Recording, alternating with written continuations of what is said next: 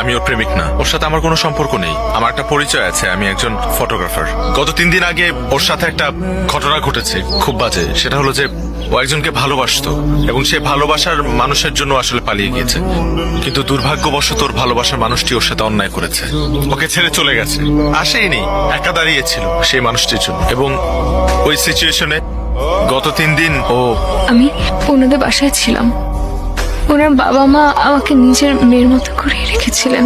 আমার ওই সময়টার মধ্যে ফুল সাপোর্ট দিয়েছিলেন ওনারা। শুধু একটা রিকোয়েস্ট আপনাদের 4 জনের কাছে, ওকে না ওই আগের কথাটা মনে করিয়ে দিবেন না, ওকে কিছু বলবেন না, কারণ ও আবার আপসেট হয়ে যাবে। থ্যাঙ্কস ব্রাদার, তুমি আমার ফ্যামিলির জন্য যে কাজটা করেছো সেটার জন্য আমার ফ্যামিলি সারা জীবন তোমার কাছে কৃতজ্ঞ থাকবে।